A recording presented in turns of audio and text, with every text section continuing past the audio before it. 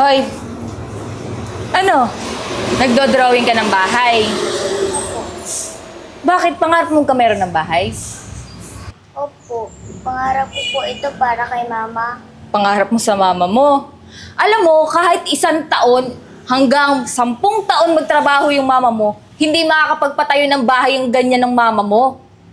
Alam mo kung anong dapat mong pinapangarap?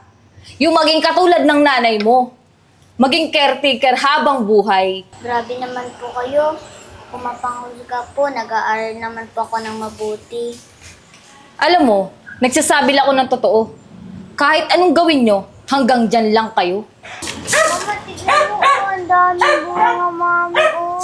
Tama na, kakapitas mo. Maubos yan. Sayang. Wow, pawalis-walis! Jack, kamusta? Buti dumating ka. Hindi ka muna nagpasabi. Di sana napaganda kita. Hindi na kailangan. Ang atupagin mo yung paglilinis mo. Kasi ayaw akong dadating si ate na madumi dito. Huwag ka mag-alala. Bali, nalinis ko naman din sa taas. Dito na lang. Siguraduhin mo lang pag may alikabok doon, isusubsob kita doon. Ay, grabe ka naman. Parang di naman tayo magpinsan. Huwag mo nga akong pinipinsan-pinsan. Wala akong pinsan na katulad mo. Caretaker ka lang dito, kaya huwag kang umasta na tingin mo papakisamahan kita ng maayos. Asa ka. Grabe ka naman. Dumating ka lang. Nag-iba na ugali mo. Pwede ba? Huwag mo akong kinikustyon sa ugali ko. Kung ano ako, ito na ako. Kaya mabuti pa, gawin mo yung trabaho mo. Alam mo, pe, nagtataka lang ako no? Hindi kasi kayo makabili ng sarili niyong bahay. Mas ginugusto niyong tumira sa bahay ng ate ko. Sa bagay, ang laki kasi ng bahay ni ate, hindi niyo afford bumili niyan. Grabe naman po kayo. Ikaw naman, Cha. Ako lang talaga yung pinagkakatiwala ng ate mo para mag-alaga ng bahay niya. Pinagkakatiwalaan o pinipil niyo na dito tumira kasi para magmukha kayong mayaman? Grabe ka naman. Hindi, Cha. Siyempre, gusto ko lang din makatulong sa ate mo. Yun lang naman yung gusto ko. Ang dami mo sinasabi, mabuti pa. Kunin mo yung gamit ko, ipasok mo na sa taas, ha? Sige na, Cha. Hindi ka na, anak.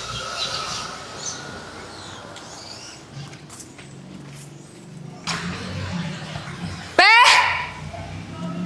Pe! Pwede ba pakibilisan? Minsan, bakit? Ano yung niluluto mo? Ang baho-baho! Nagluto lang naman ako ng ginisang sayote. Ano? Ginisang sayote? Yun ang papakain mo sa akin? Yun kasi ang paborito ni Pinsan Virgo eh. Akala ko kasi paborito mo din yun. Gusto mo eh. Ayoko nun. Tsaka isa pa, ang paborito ni ate, kare-kare. Mabuti pa, bumili ka sa palengke at lutuin mo, yun din ang gusto kong kainin. O sige, akin yung pambili. Wala kang pera. Sa bagay, ano nga bang pera mo? Caretaker ka lang dito. Ba yan? Lahat ba naman iaasa mo sa amin? O, magkano kailangan mo? Kasya na siguro yung 200. Kare-kare, 200. Diyos ko, masyado mo kami tinitipid. Bumili ka na 1 kilong baboy. Diyos ko po. Oh, ayan. Kunin mo ha. Ayokong iabot pa sa'yo.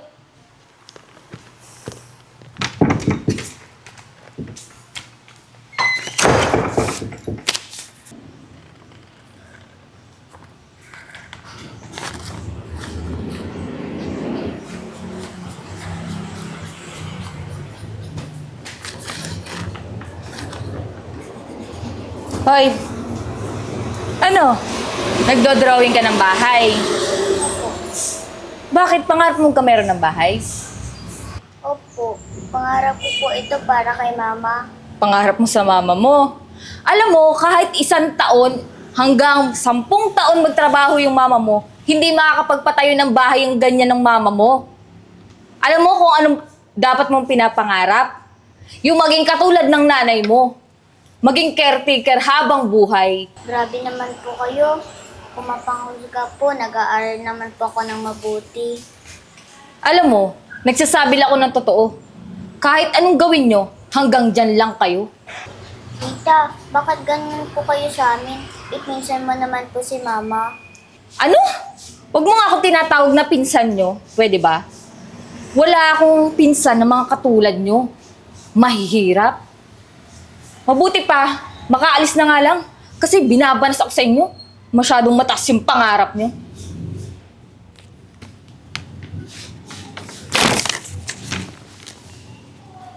Ganda-ganda naman ng chargo. Pitang kita ha, para pagdating ng iyong mama, ikaw ay maganda. Pwede ba? Huwag mong hawakan yung aso ni ate. Baka madumihan yan eh. Wala naman akong ginagawang masama sa aso eh. Inalagaan ko naman ng maayos si Chargo, saka hindi naman ako madumi. Bagong ligo nga lang ako. Alam mo, hindi ka lang basta marumi. Mahirap ka pa. Tsaka, huwag mataas ang tingin mo sa sarili mo ah. Hanggang caretaker ka lang. Grabe ka naman magsalita. O bakit? Nasasaktan ka? Eh, totoo naman lahat na sinasabi ko ah. Huwag masyado kasing mataas yung pangarap mo.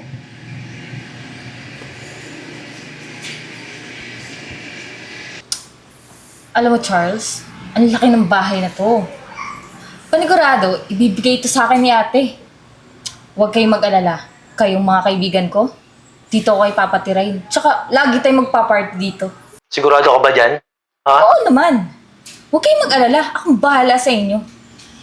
Siya, sige, sasabihan ko na yung mga kaibigan ko, ha? Kaibigan natin. Oo. Akong bahala pati pagkain. Ako nang bahala dun. Kaya kami sa'yo, eh. O siya, sige. Balitaan mo na lang kami pag nakarating na yung ate mo. Ah, sige. Bye! Fe! Pia, andito na ako! Ate! Ako na dyan! Oh. Naman! Alam mo, galing ka sa biyahe. Halika na, upo ka na doon. Ako nang bahala dito sa gamit mo. Dito ka pala. Oo, ate. Alam mo ba, ako naglinis dito. Halika na muna doon. O, ate. Upo ka lang dyan. Pagod. O, ate. Linis ng bahay ah. Aba, syempre, kanina pa ako naglilinis eh. Asa pala si Pe, tsaka si Pia? Si Pete. Ay, nako. Andun sa kwarto. Paupo-upo lang. Baka nagpapa-aircon lang na ikaw nagbabayad. Tinan mo, hindi ako tinulungan o. Kanina pa ako naglilinis dito. Nagluto ako. Baka gusto mo. Gutom ka na, ate. Paghahanda kita. Sige, teka lang. Kausapin ko muna si Pe. Pe, Pia! Ay! Pinsan! Dito ka na pala. Oh, may nakakalimutan ka, Pia. Tita, please. Naku, kawakan na Diyos. Sigurado ka ba talaga, Tiyan, na ikaw ang naglinis ng buong bahay na to? Oo naman, te. Kapon pa nga ako nandito. Kapon pa ako naglilinis eh. Ba't naman ganun, Fe? Bakit naman hinahayaan mo maglinis yung bisita? Tita, hindi po yun totoo. Nagsisinungaling po siya. Anong sisinungaling na bata ka? Te, alam mo, wala rin namang ginagawa dito yung caretaker na yan. Mabuti pa palayasin mo na nga yung mga yan. Pasensya na pinsan na, pero pagiging caretaker dito sa bahay na to, ginagawa ko din kung ano yung tungkulin ko talaga. Teka lang, Cha, kahapon ka lang dumating, di ba? O ate. So, hindi mo alam. Hindi mo alam na araw-araw tinatawagan ako ni Pia. Nag-video call kami. Nakita ko kung paano linisin at alagaan ni Fe yung bahay na to. Ay, Sa araw-araw na yon, wala ka. Te, baka malilay nakikita mo sa camera. Tumigil ka na, Cha. Nung nalaman mo lang na darating ako, siya ka lang pumunta dito eh. Para ano? Magpakitang tao na ikaw nag-aalaga dito sa bahay? Hindi mo kailangan sumipsip sa akin. Kasi itong bahay na to, iba na yung may-ari. Hindi na ako. Ah, ano sinasabi mo ate? Sino na pong mag-aalaga dito sa bahay niyo? Fe, kayo pa din yung mag-aalaga dito sa bahay na to. Dahil kayo na yung bagong may-ari. Te, Pinalipat ko na yung pangalan nyo sa titulo. te, anong ibig sabihin yan? Eh ako ang pamilya mo. Pamilya? Eh, di ba tinatawagan mo lang naman ako para humingi ng pera? Pero never mo ako kinamusta. Itong batang to, pati yung nanay niya, araw-araw, kinakausap ako. Kinukumusta ako nang walang hinihingi. Eh, sila nga nagbabayad ng kuryente dito eh, kapag hindi ako nakakapagpadala. Tapos humihingi ka sa akin, para ano, pang sarili mo lang. Tapos sasabihin mo, pamilya kita? Nandito ka bakit? Para manghingi sa akin ng pasalubong dahil umuwi ako galing pamansa? Sila sinalubong ako bilang pamilya. Alam mo, umalis ka na. bago ka pa mapalayas ng bagong may-ari. Te, akong kapatid mo, sa akin may pamana yan. Kung gusto mo ng ganitong bahay, magsumikap ka. Hindi yun nakaasa ka sa akin. Tignan mo sila. Inalagaan at minahal nila to. Kaya deserve nila tong bahay na to. Malis ka na bago pa mawala yung respeto ko sa'yo bilang kapatid. Wala kang kwentang kapatid. Pinabayaan mo lang ako. Mas pinili mo pa yan? Hindi kita Gamit ko yan! Pasalubong ko to ah! Wala. Wala kang pasalubong sa akin.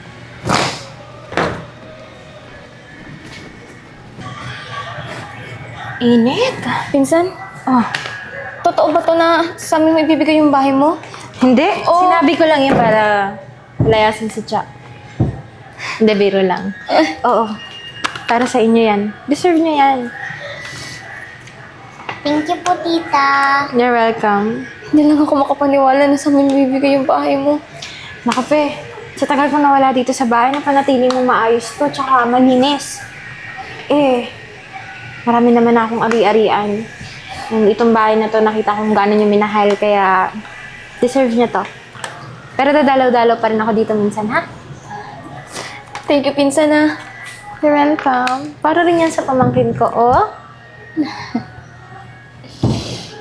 Sige na, kain tayo sa labas.